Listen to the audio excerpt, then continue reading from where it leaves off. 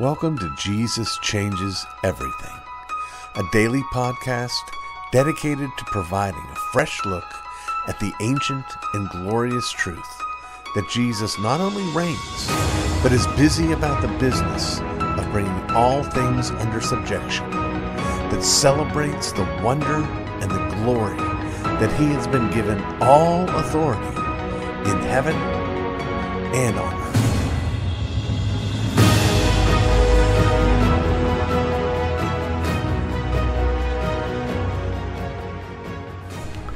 It's time once again for another one of our ism segments, and today I'd like to spread out a little bit and talk about that ism which is known as expansionism. Expansionism. Now, you may know that typically I try to start off by finding a distinction between whether or not this ism describes a behavior or an ideology or something else, and I would suggest that today's ism is both behavior and an ideology. Expansionism is the idea or the doctrine, the practice or the doctrine of extending the territory of a country. Now, coming up soon, we're going to start a new segment, and I don't know that I've got a good name for it yet, and I hate when that happens because typically I never come up with a good name for it. But what I thought I would do in this new segment is talk about things that I have a sense of nostalgia for. I like to talk about nostalgic things. And this particular ism has me of a mind to remember the blessings of my childhood that were Schoolhouse Rock. Back in my day, we had 3 or 4 television channels, and if you wanted to watch cartoons, your choices were Saturday or Saturday. That is pretty much Saturday morning was the only time that you could watch cartoons, and you would wake up early as a kid, and you'd go get your own big bowl of cereal, and you'd sit down in front of the TV, and you'd watch cartoons from whenever you got up until close to noon. Well, sort of in between a lot of these cartoons, the ABC network ran this educational these pieces called Schoolhouse Rock, and what they were songs designed to teach us things like multiplication tables, parts of speech. Trying to think what else. My Hero Zero was one of the multiplication ones, and Conjunction Junction was one of the parts of speech ones, but there was also a series of them that were historically minded, or maybe more like social studies. I'm Just a Bill on Capitol Hill was one of those, but the one that comes to mind was one called Elbow Room. Elbow room, got to get me some elbow room. And what it was about was the westward expansion of the United States. A little ditty and a little cartoon talking about how the United States, which began with 13 colonies, eventually stretched all the way to the Pacific Ocean, and, stopping and highlighting different events like the Louisiana Purchase and talking about Lewis and Clark and that kind of thing. Well, that is a kind of expansionism. And when we talk about the shameful mistreatment of Native Americans in our own history, it's very much wrapped up in expansionism. It happened because we kept pressing the boundaries of the borders and eventually embraced an ideology known as manifest destiny, which was basically an idea that said either God wants us to go all the way to the Pacific or we're going to go no matter what. Well, it's a dangerous ideology because it leads ultimately to aggressive warfare. Although maybe not always.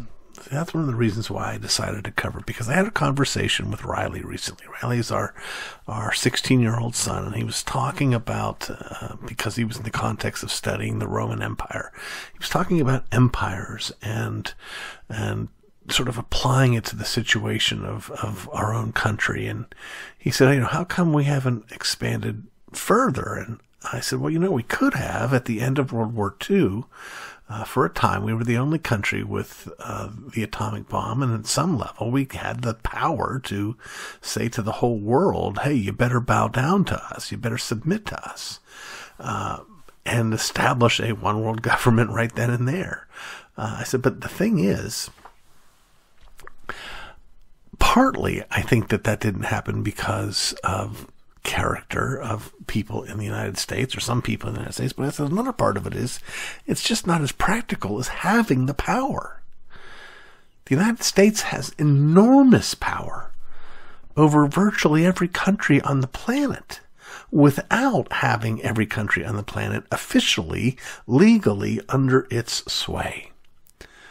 So expansionism may be a little bit dated in the sense that you don't have to have your flag flying over a particular piece of ground in order to have your will imposed there. And that's where we are. We are an American empire. And friends, that's not good. It tempts us to beat our chests and to be proud of ourselves and to think, aren't we the great, wonderful people? But we're not. We're the rapacious people. We're the expansionist people. We're the people who butt our noses into other people's business. We could be safe and secure if we were not expansionist, if we were not busy trying to police the globe. But that's another talk for another day.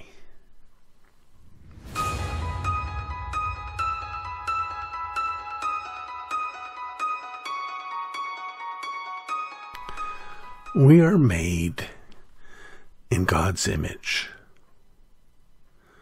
The sheer fact that we could spend the rest of our lives contemplating what it means to be made in God's image without beginning to scratch the surface reminds us that we are God's image, not God's.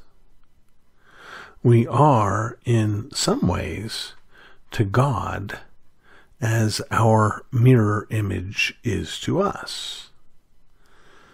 There's a resemblance, a connection. But the difference is one of ontology, of dimension. It's perfectly right to say God creates and we create.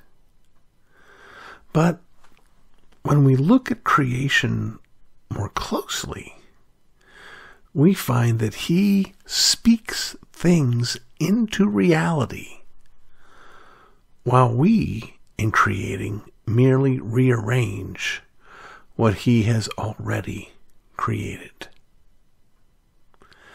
I'm here stringing words together, but He spoke language into being. Adam named the animals, but God formed them. God also, we remember, named Adam. Naming, whether from God or man, is the exercise of dominion. It is rule and authority.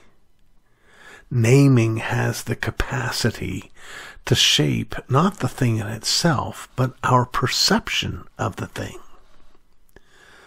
This is why we find the conjugation of adjectives so amusing. I am thrifty. You are cheap. And he is miserly. Each of these adjectives live in the same neighborhood and could in some sense be used to describe the same behavior. But the choice of the name impacts the perception of the reality. This is the game that the devil plays with us. He, because he is merely a creature, doesn't have the power to create. Instead, he only has the power of naming without the authority. We are seduced by him when we think his thoughts after him, when our perceptions are his perceptions. His very first assault was undermining the very words of God. Hath God indeed said? That's his game. We're told, for instance, that we live in a secular society. To be sure, there are a few religious holdouts, most of them living in what is derisively named, oh, there's that naming again, flyover country. But the real world, the world that counts, exists on two coasts. On the East Coast, in what we've named the power corridor of Washington, D.C., Philadelphia, Boston, New York, we have titans of industry and governance. On the West Coast, we have the professional namers, the visual mavens who form our culture through entertainment. Where it counts, we're supposed to be secular. That is, beyond worship. This supposedly is where our culture is formed, and thus we have a secular culture. This too, however, is but the devil's sleight of hand. Renaming isn't the same as remaking, and one thing man will never be is secular. When someone claims, "I'm not a very religious person," one ought to translate it to the more accurate, "I'm not a very truthful person." We are all religious people. That we name our worship something else doesn't change its true nature. We're still worshiping.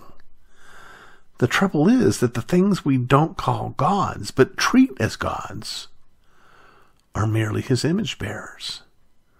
We worship the creation rather than the creator, and none more frequently than that two-dimensional copy of God, man. Here, I'm not referring to philosophical humanism, though such would fit. My point is that those who will not have God in their thinking will instead worship man in the abstract. Rather, we worship man in the flesh. What is Beverly Hills but our own Mount Olympus?